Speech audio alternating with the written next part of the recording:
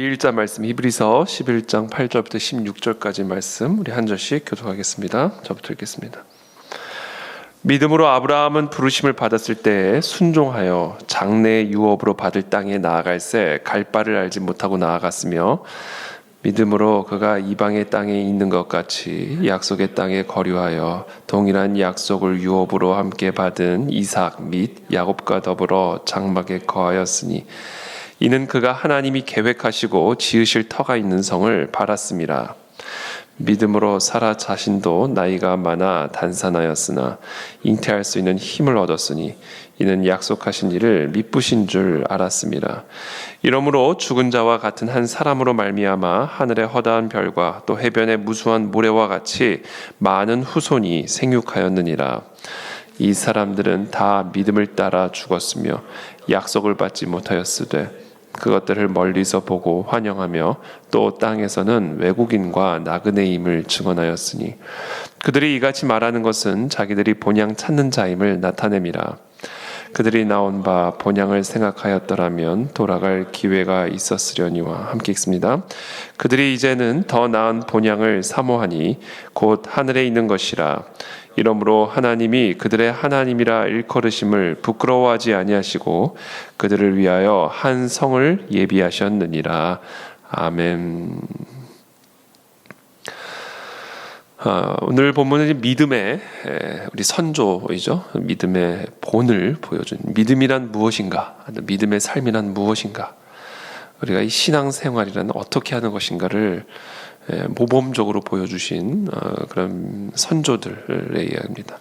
아브라함과 사라 부부의 이야기죠. 믿음으로 아브라함은 부르심을 받았을 때 순종하여 장래의 유업으로 받을 땅에 나아갈새 갈 바를 알지 못하고 나아갔으며 또 믿음으로 그가 이방의 땅에 있는 것 같이 약속의 땅에 거류하여 동일한 약속을 유업으로 함께 받은 이삭 및 야곱과 더불어 장막에 거하였으니 이는 그가 하나님이 계획하시고 지으실 터가 있는 성을 바랐음이라. 이 아브라함이 이제 하나님의 부르심을 받아 이제 갈대아 우르를 떠나서 하나님께서 명하신 갈 바를 알지 못하고 그 명하신 땅을 향하여 나아가게 되죠. 그 약속의 땅에 거류를 하게 됩니다. 하나님이 약속하신 그 땅에 거류하게 되는데 그 마치 자기 집에 있는 것처럼 이방의 땅에 있는 것처럼 그 약속의 땅에 거류했다, 이렇게 기록을 하고 있는 것이죠. 이것은 어떤 의미를 지니고 있을까? 이 구약은 결국은 이 구약의 모든 역사들은 다 신약의 어떻게 보면 예표이고요. 그래서 우리는 이 구약 성경을 오직 신약 성경의 빛에 비추어 볼 때 이 구약 성경 안에 담겨진 진정한 메시지와 진정한 의미를 우리가 이해를 할 수가 있습니다. 그렇지 않으면 구약의 문제가 다 땅의 문제가 돼버리고요. 구약의 문제가 다 염소, 양의 문제가 돼버립니다. 혈과 육의 전쟁의 문제가 돼버립니다. 구약에 나타난 땅, 약속의 땅, 혈과 육의 전쟁, 이런 것들은 다 이 신약 성경에 비추어서 바라봐야 되는 것이고요. 이 신약 성경에 비추어 바라보게 되면 이것이 성경에서 지금 말하는 땅이 이 육적인 땅이 아니라 영적인 땅을 의미하는 것이고, 성경에서 구약성에서 이야기하고 있는 혈과 육의 전쟁이 영적인 전쟁을 의미하는 것이고, 우리의 싸움이라는 것은 이제 더 이상 혈과 육의 싸움이 아니라 공중의 권세 잡은 사단마귀 영의 싸움이구나 라는 것을 보게 됩니다. 그래서 우리가 신약 성경을 통해서 구약 성경을 바라보지 않으면 십자군이 나오는 거예요. 십자군이 나오는 것이고, 혈과 육의 전쟁을 통해 육의 땅을 정복하는 일, 말도 안 되는 엉뚱한 이게 나오는 게 되는 겁니다. 그래서 오늘 보면 이 믿음으로 갈대아 우르를 떠나 약속의 땅에 들어가게 되는데 이게 어떤 의미가 있는가? 이방의 땅에 있는 것처럼 약속의 땅에 있었다는 거예요. 그러니까 아브라함이 들어간 그 약속의 땅이 궁극적으로 이 아브라함의 후손들이 들어가야 할 땅이 아니에요. 이방의 땅이에요. 이 아브라함의 후손들이 들어가야 할 그 궁극적인 약속의 땅은 저 지금 가나안 땅, 저 팔레스타인 땅이 아니라 하나님의 도성이다라는 겁니다. 하나님의 도성.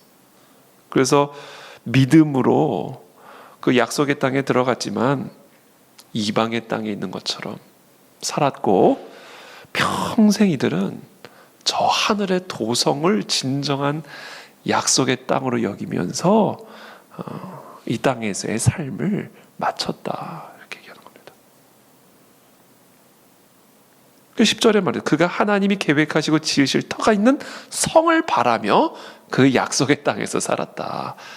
그 얘기예요. 그러니까 결국은 이 아브라함에게 약속된 이 약속의 땅은 유대인들이 생각하는 것처럼 지금 저 팔레스타인 땅이 아니에요. 지금 유대인들의 문제가 뭔지 아세요? 저 팔레스타인 땅을 약속의 땅이라고 생각하고 있는 거예요. 이들이 들어가야 할 진정한 약속의 땅, 아브라함이, 그렇죠? 아브라함이, 사라가, 야곱과 이삭이 바라면서 살았던 약속의 땅은 그들이 거주하고 있었던 그 약속의 땅이 아닌 그 땅에서 평생 이방의 땅처럼 살았고, 이들은 저 하나님의 계획하시고 지으실 터가 있는 성을 바라며 그 땅에서 살다 죽었다. 그 이야기를 지금 히브리서 기자가 이야기를 하고 있는 겁니다. 그래서 저는 이 유대인들의 그런 어떤 세계관, 약속의 땅, 물리적인 땅, 그리고 그 땅을 회복하기 위한 물리적인 전쟁을 마치 하나님의 전쟁인 양 이야기를 하는 것이 너무나 안타깝고, 이 유대인들은 신약의 눈이 없기 때문에 그래요. 그리스도께서 이 땅에서 궁극적으로 성취하신 그 약속에 대한 믿음이 없으니까 계속해서 물리적인 땅 타령을 하며 물리적인 전쟁을 오히려 정당화하는 성전, 거룩한 전쟁, 홀리워로 포장하는 그런 정치적인 시오니즘을 추구하게 되는 것이죠. 그래서 그 유대인들의 안타까움입니다. 근데 전 그보다 더 안타까운 건 이제 크리스천들이 그와 같은 유대인의 사고방식을 그대로 답습하고 있는 부분들을 이제 부분 이제 볼 때마다 참 마음이 안타까운 거죠. 그래서 제가 몇 개월 전에 이 알리아의 문제점에 대해서 제가 설명을 드렸지만, 저는 계속해서 말씀을 드리지만 이스라엘 백성들을, 우리 유대인들을, 전 세계에 흩어져 있는 유대인들을 이스라엘 땅으로 돌아오게 하는 일, 전 전혀 그거 나쁜 일이라고 생각하지 않아요. 저는 그게, 아니 유대인들이 자신의 땅으로 돌아오게 하는 일을 도와주는 거, 얼마나 아름다운 일입니까? 인류애적인 차원에서. 그러나 그것을 하나님의 말씀을 성취하는 일이라고 생각을 한다면 그거는 잘못된 거다. 그것이 예수 그리스도의 재림을 앞당기는 일이라고 생각하는, 그거는 성경 왜곡이다. 복음을 가리는 일이다.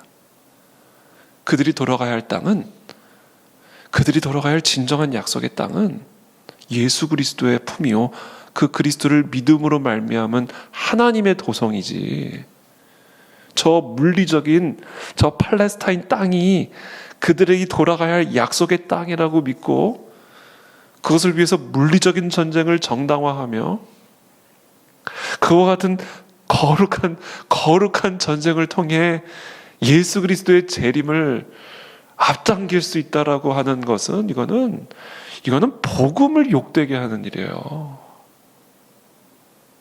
이런 사고방식은 교회 안에서 깨끗하게 제거돼야 됩니다. 이거는 복음을 가리는 일이요, 예수 그리스도의 십자가 사역을 모독하는 일이요, 신약 성경을 어둠에 덮어버리는 일이에요. 유대인들을 이스라엘 땅으로 돌아오게 하는 거, 인류애적인 차원에서 저는 귀한 일이라고 생각해요. 전 세계에 흩어져 있는 우리 동포들을 그들의 고국인 대한민국으로 돌아오게 하도록 전 세계 사람들이 도와준다고 생각해 보세요. 얼마나 아름답고 감사한 일이에요. 그러나 그것을 성경의 예언의 궁극적인 성취인 양, 예수 그리스도의 재림을 앞당기는 일인 양 생각한다라는 것은, 그렇게 그런 목적을 가지고 만약에 그런 일을 한다면 그것은 비판받아 마땅한 일이고, 그것은 성경의 왜곡된 해석이며 예수 그리스도의 십자가의 복음을 가리는 죄다. 그건 죄다.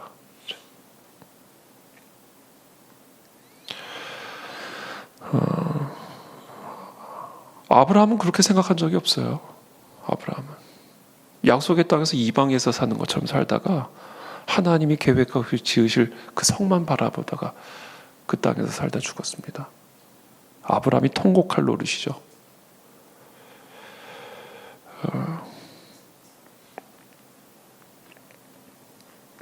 11절에 믿음으로 사라 자신도 나이가 많아 단산하였으나 잉태할 수 있는 힘을 얻었으니 이는 약속하신 일을 미쁘신 줄 알았습니다. 이러므로 12절에 죽은 자와 같은 한 사람으로 말미암아 하늘의 허다한 별과 또 해변의 무수한 모래와 같이 많은 후손이 생육하였느니라.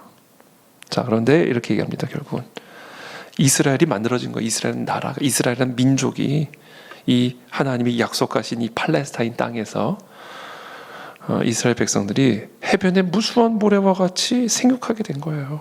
한 사람으로 말미암아. 그러면서 13절에 이렇게 말해요. 이 사람들은 다, 이 아브라함의 후손들은 다 믿음을 따라 죽었으며 약속을 받지 못하였을 때 그것들을 멀리서 보고 환영하며 또 땅에서는 외국인과 나그네임을 증언하였으니, 이 사람들이 진짜 아브라함의 후손들입니다. 혈통이 중요한 게 아니에요. 이 사람들, 여기서 말하는 아브라함의 무수한 해변의 모래알 같은 후손들, 진정한 아브라함의 후손들은 다 어떤 사람들인가? 믿음을 따라 죽고, 어떤 믿음이요? 하나님이 계획하시고 지으실 저 성을 바라보는 믿음, 그리고 저 성에 들어가기 위해서는 오직 예수 그리스도의 십자가 대속의 피를 믿음으로 하나님의 의의 거룩한 옷을 입은 자만이 저 하나님이 약속하신 저 도성에 들어갈 수 있다라고 하는 그 믿음을 따라 살고 그 믿음을 따라 죽은 그 사람들이 바로 이 아브라함의 진정한 후손들이라는 겁니다. 그 사람들은 다 어떻게 살았는가? 이 땅에서 지금 우리가 살고 있는 이 땅을 마치 우리가 약속받은 땅처럼 살아간 것이 아니라 이 땅은 그냥 외국인과 나그네처럼 살았대요. 여러분, 이게 우리가 아브라함의 후손들로서 진정한 믿음의 사람들로서 이 땅을 살아가는 삶의 방식이어야 돼요. 아브라함과 사라와 이삭과 야곱은요, 하나님이 주신 그 팔레스타인이라고 하는 저 물리적인 땅을 외국인과 나그네처럼 살았어요. 이 땅에 묶여있는 삶을 산 사람들이 아니, 어떻게 쓰는지 이 땅, 그게 아니에요. 이 사람들은 하나님이 계획하시고 지으실 저 땅을 바라보며 하나님이 약속하신 이 약속의 땅은 저 하나님이 지으시고 계획하실 저 땅을 예표하는 상징물에 불과한 것이고, 정말로 이들이 들어가야 할 땅은 바로 저 하나님의 도성이라고 하는 그 시선의 고정을 가지고 이 물리적인 땅에서는 외국인처럼, 나그네처럼, 이방의 땅처럼 살았다. 이게 우리가 살아가야 되는 삶의 방식입니다. 우리는 대한민국을 사랑합니다. 통일한국을 너무나 갈망합니다. 그러나 그 모든 것들은 언제나 저 하나님의 도성을 향해 들어가기 위한 도구고 관문인 것이지, 통일한국, 애국운동, 위대한 대한민국, 위대한 통일한국, 거룩한 대한민국, 이 모든 운동들은요, 궁극적으로는 우리가 하나님이 장차 지으실 저 계획하신 저 땅에 들어가기 위한 부흥의 도구에 불과한 것이지, 우리가 이 땅의 일에 묶여서 이 땅의 일을 위해서 살아가는, 이 땅의 일에 초점이 맞춰진 그런 삶을 살아가서는 절대로 안 된다는 거예요. 통일이 되면 어떨 건데요? 정말 대한민국이 위대한 대한민국이 되면 또 어쩔 건데요. 그래서 우리는 이 땅에서 살아가되, 그리고 이 땅에서 많은 하나님의 일들을 행하지만 우리는 언제나 이 아브라함과 이삭과 야곱의 이와 같은 관점, 우리는 이 땅에서 외국인이고 나그네고, 궁극적으로 우리가 들어가야 할 땅은, 그리고 우리가 궁극적으로 들어가서 살아가게 될 땅은 바로 저 하나님의 도성이라고 하는 저 영원한 성읍에 우리의 시선이 언제나 고정이 돼 있고, 그때 비로소 우리는 건강하고 균형 있게 이 땅의 일들을 하나님의 뜻을 따라 감당하며 우리의 나그네로서의 삶의 여정을 끝까지 경주할 수 있다라는 겁니다. 이게 너무 중요합니다. 그래서 우리는, 제가 지난 주일에도 말씀을 드렸고, 또 이번 한 주간 이 히브리서 말씀을 이제 철로 역정을 이제 빗대어서 쭉 설명을 드렸는데, 맞아요. 철로 역정의 순례자라고 하는 이 관점이 우리 안에 딱 무장이 되어 있어야 우리는 저 하나님의 도성에 들어가는 과정에 있어서 경험하고 통과하게 될 다양한 무수한 믿음의 싸움들을 넉넉하게 이기고 우리는 저 하나님의 도성에 들어갈 수가 있다라는 겁니다. 그래서 오늘 이 새벽에 사랑하는 그 안에 우리 모든 성도님들이 우리의 정체성을 분명하게 다시 한번 재확인하는 이 새벽이 되시길 축복합니다. 우리의 시선이 지금 어디에 고정이 되어 있는지, 우리의 삶의 방향이 지금 어디를 향하고 있는지를 다시 한번 점검하게 되기를 축복합니다. 우리의 삶의 시선, 우리의 삶의 목적지는 이 땅에 있는 것이 아닙니다. 저 하나님의 영원한 도성에 있음을 오늘 이 새벽에 다시 한번 정확하게 점검하시고, 우리는 그 도성을 향하여 경주하는 것이고, 저 도성을 향하여 싸우는 것이고, 저 도성을 향하여 이 땅에서의 일들을 감당하며 살아가는 거예요. 그게 우리가 이 철로 역정의 순례를 아름답게 마칠 수 있는 유일한 길인 겁니다. 그들이 이같이 말하는 것은 14절에 자기들이 본향 찾는 자임을 나타냅니다. 그렇죠? 자기들은 본향 찾는 자라는 거예요. 본향은 이 약속의 땅이 아니다라는 겁니다. 평생 이들은 저 약속의 땅에서 외국인과 나그네처럼 본향 찾는 그런 인생을 살았다는 거예요. 이게 너무 희미해졌죠, 우리 오늘날. 교회 안에 너무 세상이 크게 들어와 있고, 세상의 일들이 너무 크게 들어와 있어요. 통일운동도 너무 중요하고, 차별금지법 운동도 너무 중요하고, 이런 일들이 다 너무 중요한 일들이에요. 근데 그게 너무 커져 버렸어요, 교회 안에. 우리의 생각 속에. 아니에요. 그것은 철로 하나님의 도성에 들어가는 그 과정에서 더 많은 사람들이 저 하나님의 도성을 향하여 나가게 하기 위한 도구요 전략에 불과한 것이지, 그것 자체가 우리의 목적이요, 그것 자체가 우리의 사명은 아닌 겁니다. 15절에 그들이 나온 바 본향을 생각하였더라면 돌아갈 기회가 있었으려니와, 그들이 이제는 더 나은 본향을 사모하니 곧 하늘에 있는 것이라. 이러므로 하나님이 그들의 하나님이라 일컬음 받으심을 부끄러워하지 아니하시고 그들을 위하여 한 성을 예비하셨느니라. 그렇죠?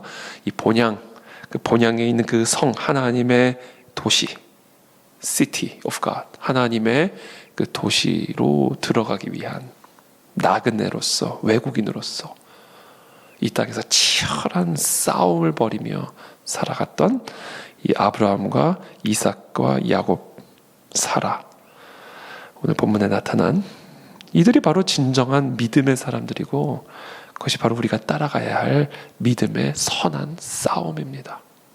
우리는 이 믿음의 선한 싸움을 통해서 이 땅에서의 다양한 종류의 전쟁들을 승리하고 사명들을 감당하며 하나님의 도성에 들어가게 되는 것이고, 나만 들어가는 것이 아니라 더 많은 사람들이 저 하나님의 도성에 들어갈 수 있도록 우리가 이 땅에서 살아가게 되는 것이죠.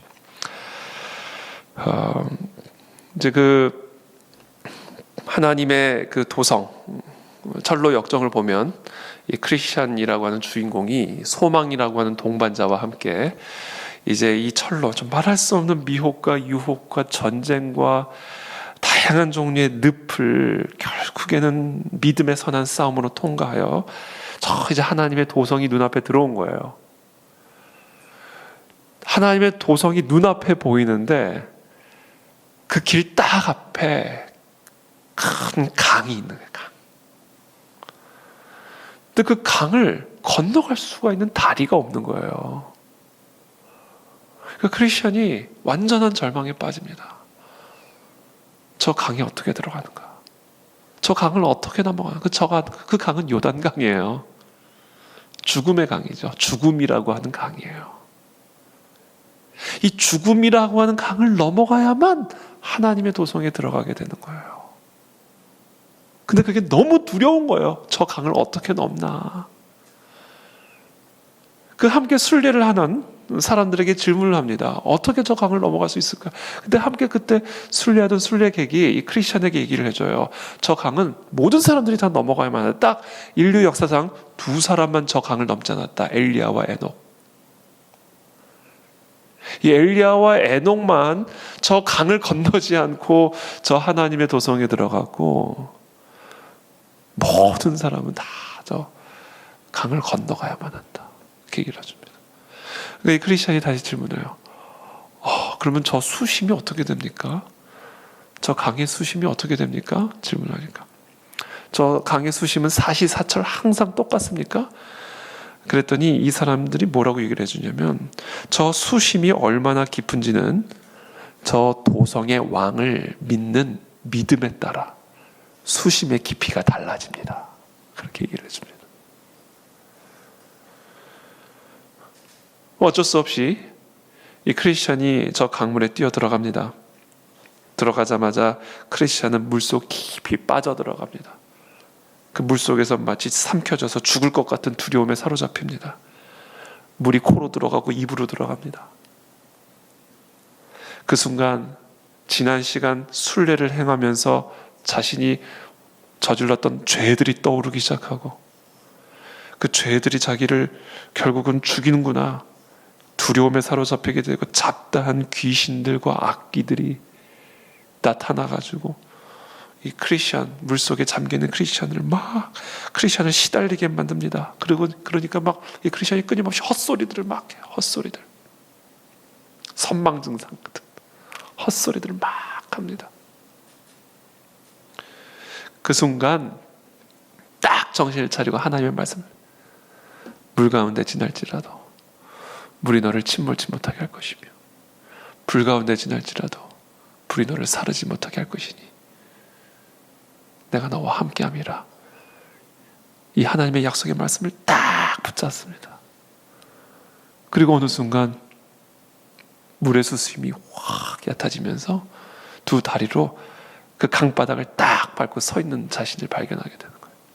그렇게 결국은 그 강을 건너갑니다. 그리고는 하나님께서 그들을 위해서 예비하신 그 본향의 그 한 성, 하나님의 성으로 이제 들어가게 되는 그 장면으로 이제 이 철로 역정 일부가 이제 마무리가 됩니다. 그렇습니다. 우리는 철로 역정의 순례를 지금 행하고 있는 과정 가운데 있는 것이고, 우리는 그 하나님의 도성에 들어가기 위해서 반드시 건너가야만 하는 그 죽음의 강을 어느 순간 만나게 될 겁니다. 그리고 그 죽음의 강은 믿음에 따라 그 수심의 깊이가 달라지게 될 것이고, 우리는 그 믿음으로 그 강을 건너가 하나님께서 우리를 위해서 예비하신 저 영원한 본향의 영원한 하나님의 도성에 들어가 그곳에서 하나님과 영원한 천국의 삶을 누리게 되는 것이죠. 바로 그 땅이 우리가 들어가게 될, 그리고 들어가야만 하는 약속의 땅인 것입니다. 그것을 바로 믿음으로 들어갔다. 믿음으로.